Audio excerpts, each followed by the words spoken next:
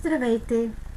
Днес ще се научите как да работите с горен и долен колончето, как да поставяте бележка под линията, номер на страницата и да форматирате цялата страница.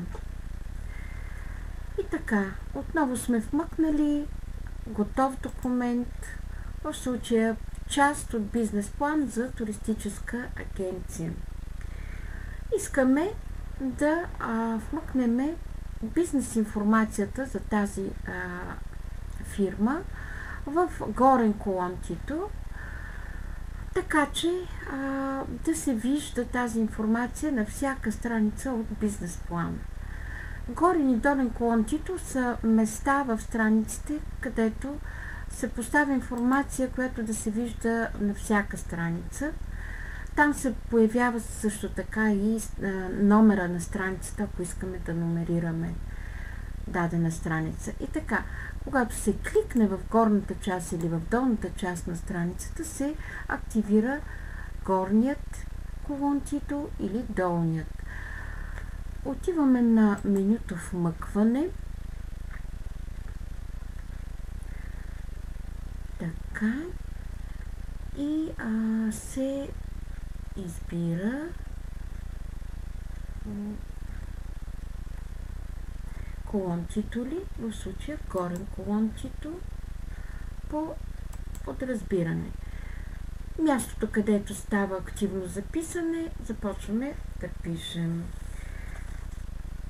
Данните, в случая фирма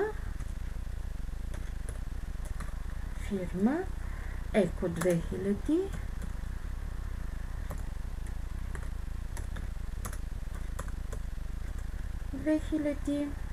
ЕОД,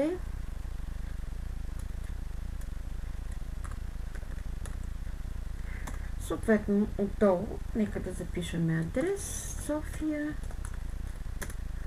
улица Цар Асен,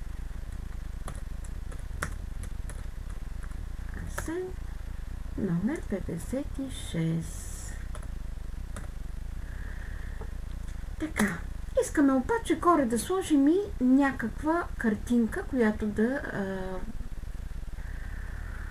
се появява във всички страници, като лого на фирмата. Отиваме на вмъкване, изображение.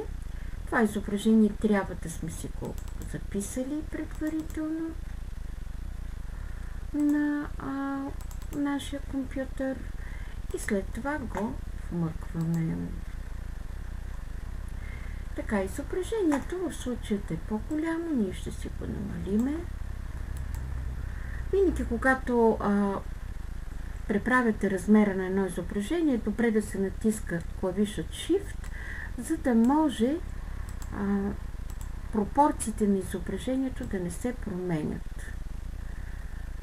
От един от ъглите намаляваме това изображение и съответно го качваме горе в горния колончето,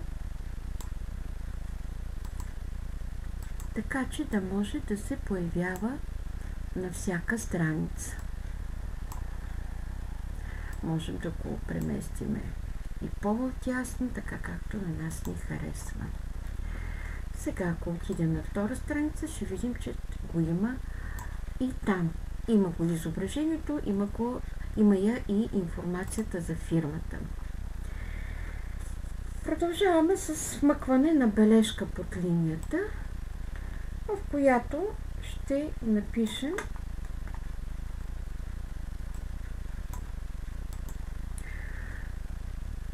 например, че това описание на идеята е разработено от Иван Иванов, например, автор на идеята. И така, там където искаме да напишем някакво допълнително описание на нещо или някаква допълнителна информация, която да изнесеме като бележка под линията, там трябва да се кликне, съответно да се отиде на менюто вмъкване и избираме под менюто бележка под линията. избираме бележка под линията, при което автоматично се изчертава линия, появява се номера на бележката под линия. Ако не правите след това втора бележка, автоматично ще се появи номер 2 и така нататък. И така, тук записваме съставил Иван Иванов, старши експерт. Така. Съответно на мястото, където сме вмъкнали бележка под линията, също се появява този индекс с номера на бележката. Така, нека да вмъкнем и номер на страницата. Отиваме също на вмъкване, номер на страница, само че е добре първо да се вмъкне колончето. Може да се мине през менюто поле и номер на страница, но е по-правилно да се отиде на колончето ли, например на долен колончето по подразбиране и там вече да вмъкнем номер на страницата.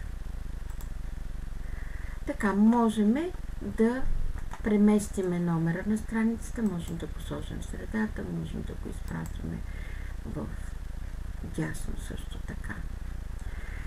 Благодаря ви за вниманието и успешна работа с LibreOffice Writer.